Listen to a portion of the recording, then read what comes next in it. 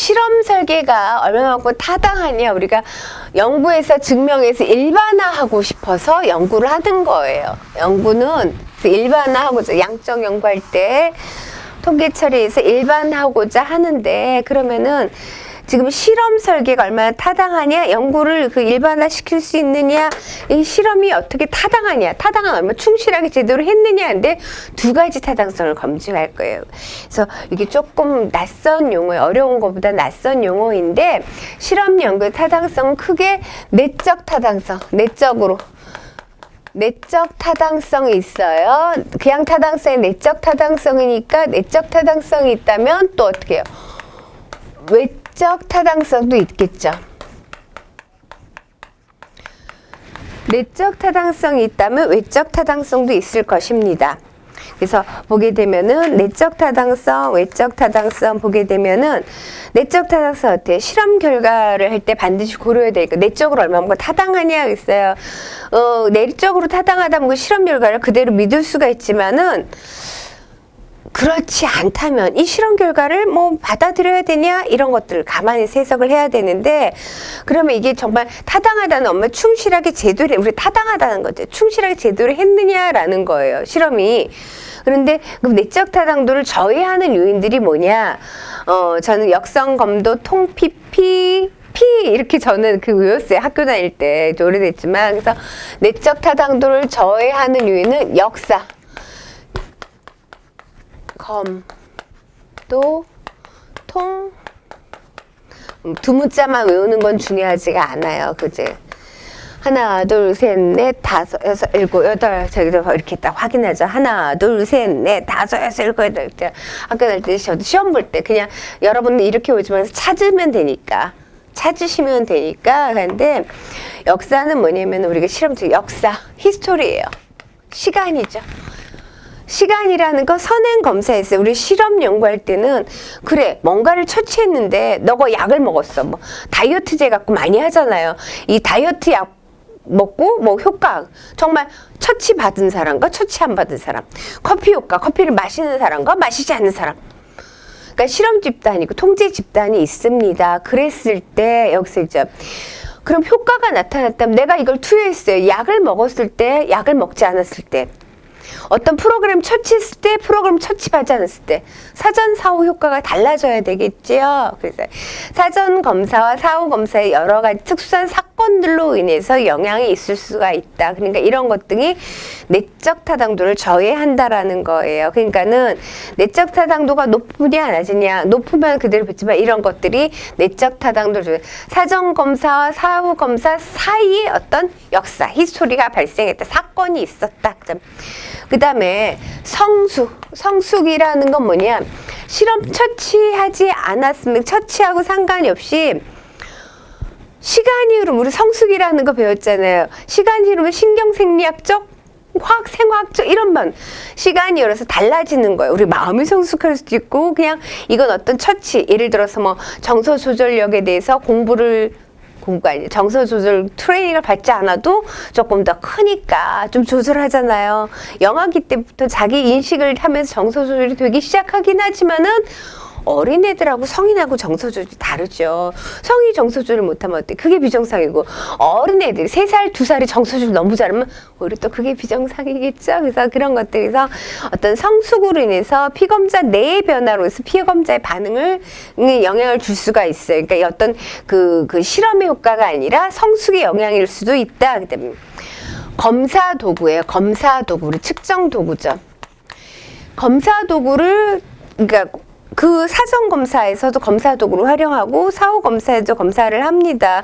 그래서 근데 사전 검사를 받았던 경험이 사후 검사에 영향을 준다라는 거예요.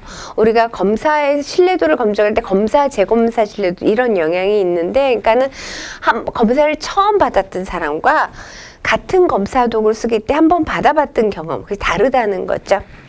그 다음에 도구 사용. 만약에 이거는 같은 검사 도구, 역성 검사. 도구를 갖다가 다른 검사를 했다면 여기서는 검사 도구에 영향이 있다라는 건 A하고 다시 A를 해서 영향을 받는 거고 여기서는 A 하다가 B로 해도 이것은 차이가 난다라는 거예요. 그러면 A로 검증했을 때랑 B랑 검증이 다를 수 있잖아요. 같은 자아능감 측정 검사, 같은 뭐할까요? 같은 성격 검사의 종류, 동형 검사를 해드려도 다를 수가 있다라는 검사 도구에 따라 차이가 날 수 있기 때문에 이런 것들은 내적 타당도를 저해한다. 그 다음에 통계적 위기는 뭐냐면은 우리가 그 통계적으로 치우침이 발생한다는 거죠. 우리가 연구 대상이 되려면은 아까 그 나왔던 걸게요. 진흥에 와서 연구를 한다 그러면은 어떻게 해요? 그 높은 사람만 한다든가. 그러면 제대로 된 연구 아니죠. 이해되시죠? 변산 분량이 넓을 때 이걸 조금 더 믿을만하다고 그랬어요. 그래서 통계적으로 회귀한다는 건 한쪽으로 극단적으로 치우치게 된다면은 통계적으로 어떤 그 치우치다라는 거예요. 치우치는 그러니까 극단적인 점수를 가지고 연구하게 되면은 나타나기 쉬운 현상을 우리 통계적으로 회귀했다라고 그래요. 그래서 그것도 어떤 거에 내적 타당도를 저해하게 되고요. 그 다음에 피험자를 선정할 때 지금 피험자를 선정하는데 지금 그 통제 집단이 있습니다. 통제 집단하고 어떤 집단이 통제 집단은 처치하지 않고 실험 집단은 어떤 처치를 했어요. 아까 뭐 청소년과 흡연가 있을 때 통제 집단도 어떻게 해요? 흡연을 하고 실험 집단은 흡연을 하고 뭐 처치해요. 근데 이 질이 같아야 되는 거죠. 근데 한쪽은 되게 뭐 원래 공부를 잘하든가 뭐 이렇게 차이가 나게 하면 안 된다는 거예요. 근데 선정을 할 때 그렇게 두 그룹에 이미 차이가 났었다면 이게 내적 타당도를 저해할 수 있다. 그 다음에 피험자가 도중에 탈락하게 되면 탈락 정도가 적은 수면은 그닥 영향을 받지 않을 수 있지만은 탈락자가 많으면 굉장히 큰 영향을 미칠 수가 있겠죠. 그리고 피험자 선정 요인과 성숙 요인의 상관, 피험자 선정하고 피험자의 성숙 요인이 관계가 있다라는 거예요. 그러니까는 피험자의 선정 요인 어떻게 선정했느냐, 그리고 피험자가 성숙도가 어떻게 달라지냐에 따라 이것이 그 내적 타당도에 영향을 미친다. 그래서 역성 검도 통 PPP선 이렇게 해서 8가지 했었는데요. 그래서 이런 것들 내적 타당도에 저해를 한다면은 외적 타당도, 내적 타당도 있어요. 외적 타당도 있겠죠. 외적 타당도는 뭐냐?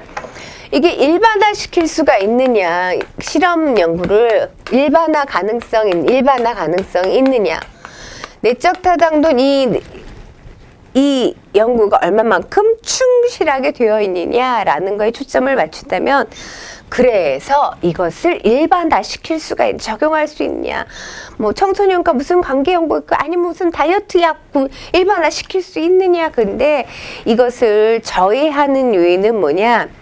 그러니까 실험 연구가 그 일반화시키는데 저해되게 하는 요인은 뭐가 있냐? 이게 검사 실시와 실험 처치 간의 상호작용, 그러니까 뭐 저해하게 되는 거예요. 지금 내적 타당도를 저해하는 요인 배웠고, 외적 타당도를 저해하는 요인은 첫 번째 검사를 실시했어요.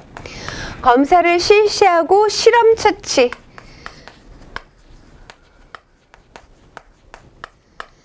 상호작용에서 영향을 받는다. 이게 무슨 소리냐면은 사전 검사 실시했어요. 그래서 사전에 검사를 했기 때문에 내가 연구에 응하는 사람 관심이 좀 떨어진다는 거죠. 당연히 사전검사예요. 실험연구 사전검사, 사후검사 하는데, 물론 사전검사를 안 하고 사후검사만 하는 설계 방법도 있습니다. 근데 이런 거는 사전검사를 했기 때문에 영향을 조금 떨어뜨렸다. 그래서 그런 부분, 혹은 사전검사 했더니 관심 있다, 이런 것들이니까 검사 실시한 것과 실험과의 처치의 상관 때문에 외적 타당 저해될 수가 있고요. 그 다음에 역시 피험자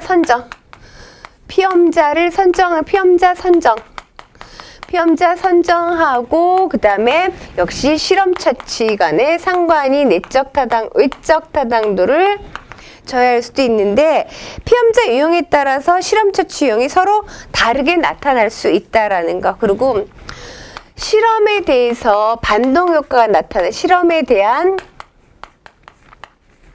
반동 효과.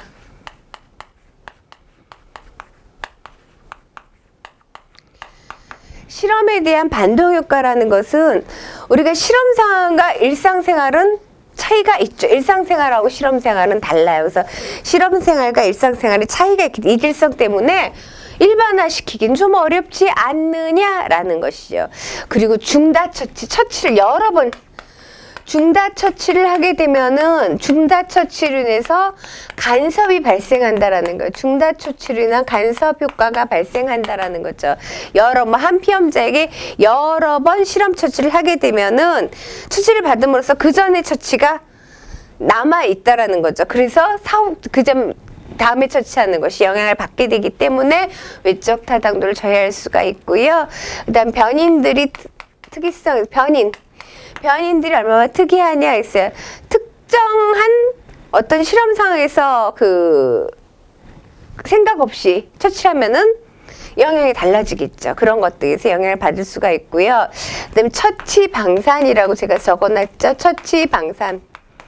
처치방산이라는 것은 여기 방산은 다른 처치 집단들과 함께 서로 의사소통한다는 거예요. 우리 애가 실험에 참여했어요. 다른 처치 집단하고, 그러니까 나는 이 실험에 참가했고 친구는 다른 실험, 비슷한 실험에 참가했어요. 그때 서로 의사교류를 하게 되면은 그럴 때 서로 간에 해서 학습이 된다는 거죠. 그래서 검증에 영향을 줄 수 있다. 외적 타당도에 영향을 줄 수가 있다. 그 다음에 실험자 효과 마지막으로. 처치 방산이라는 거 아시겠죠? 친구끼리 얘기하는 거. 실험자 효과는 연구자 자체가 실험자 효과라고 했어요. 실험자 자신의 연구 결과의 일반화에 미치는 영향이다 했어요. 그러니까 여기 성별, 나이, 나이 등, 불안 수준 등 실험자가 지닌 개인 특성이 실험에 영향을 미친다라는 거예요. 그래서 그런 것이 외적 타당 저해를 할 수가 있다. 그래서